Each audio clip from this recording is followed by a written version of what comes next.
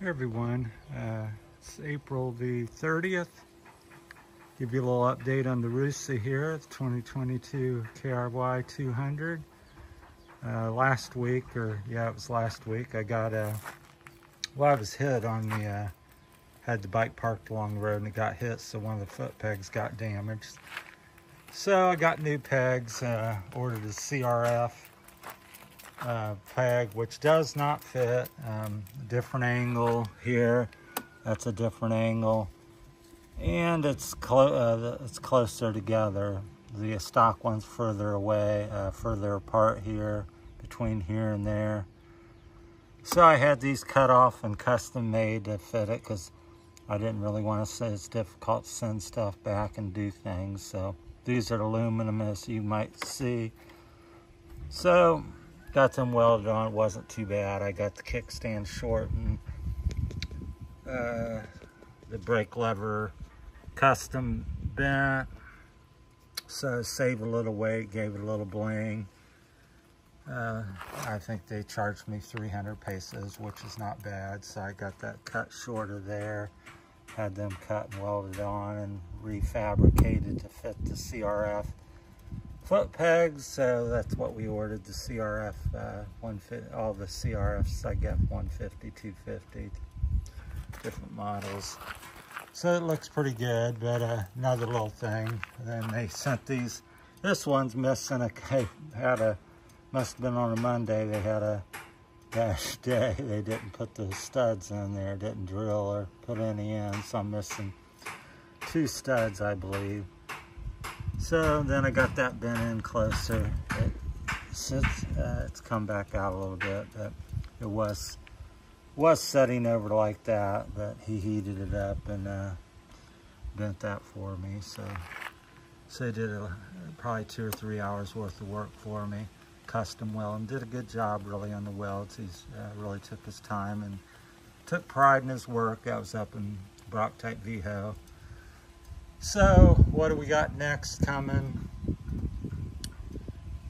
Well, my favorite mods as of the last month or so has been the battery. I really noticed the bike being lighter, so I got a lithium ion battery, which weighs about total over 4 pounds lighter than the stock battery. I took out the tray, custom mounted it. It's really windy the day I did it, so I made a video, but there's a lot of wind noise, but you can hear and see enough of what I did. But I really feel that weight when I go to push it around and maneuver the bike. It seems substantial. It's like I moved 10 pounds off of it, so I'm really liking that. So one of the days when it's not so windy and I got the seat off, I'll show you that. So that's been working good, holding fast. So I got some new tubes, a new tire, new rim. As you might have heard in the other video, I got gonna try an 18-inch wheel because I'm still having some issues here with the front end. It's probably all in the suspension, but I'm trying to alleviate it some with an experiment at the same time. It's not really necessary because this tire here kind of flexes and the knobs are real flexy. It's an IRC, it's very good quality, but it seems kind of vague. And then when I'm hitting bumps and stuff, everything kicks left and right. I think that's more the suspension or geometry issue. But I always wanted to try a bigger tire in the front. So I'm going to put what I got on the back, an IRC I think it's a VE33.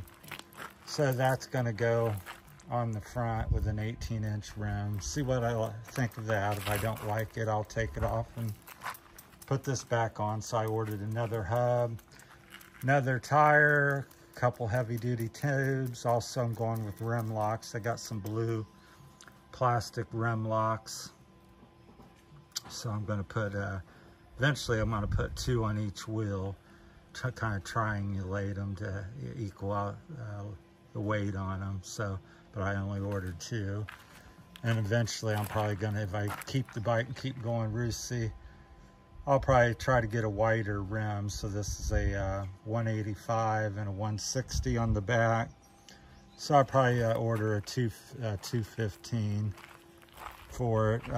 So when I go to remount a new tire on the back, I'll probably just rebuild the wheel at that point. It's been a year on it, so. And go with the bigger rim on the front, and the 185 will be on the front. An 18 185 from a 21 160 width rim. So looking for more stability and more bump absorption and stuff like that. So just experimenting with the geometry. So, but the battery, like I said, it's been the best thing I've done. It's really, we'll get over here where maybe it's not so blinding. So it's really eliminating weight on your bike makes such a huge difference, especially when it's up high. That's why I think the 2024 model with the lower gas tank and bigger tank's that's one of the best features on that bike as far as I can tell.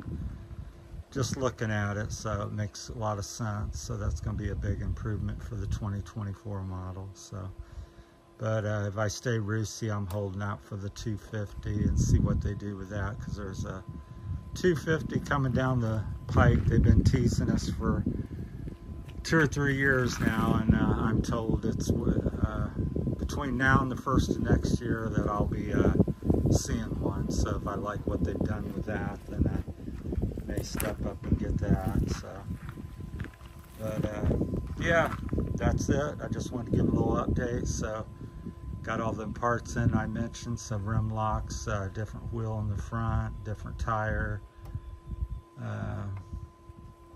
things like that coming. They're already there, so gonna try to possibly get that done this week, maybe tomorrow or the following week. So you'll be seeing that on the next video. So there's the blue anodized aluminum pegs. They look pretty neat.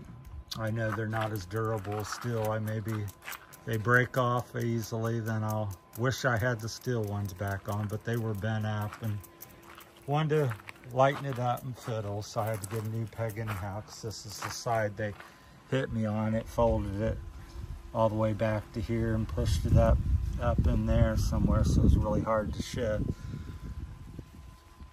But I still got them, so that's the update for today. Thanks for watching, everyone. Take care. Oh, I'm going to try to do some bleeder valves for the forks. So drill a hole and put bleeder valves, because I'd forgotten that could be getting some air pressure build up in there, quite likely, and that's making the front end harsh as well. So I'm going to try to look into doing that, see how difficult that is. So a couple tabs and you push them and it lets out the air. You can kind of adjust your forks. It's not for putting air in or out necessarily, but kind of. It's for making sure the fork pressure is the same as the outside pressure, because you tend to get pressure build up from the oil and you know, compressing back and forth, the air getting seeping in or from the seals or something. So all right, so that's another thing we're working on. So always something, just always fiddling with something, so it'll be a continuing thing no matter what bike I got. All right, that's it. Thanks for your time. Take care, everybody. Bye.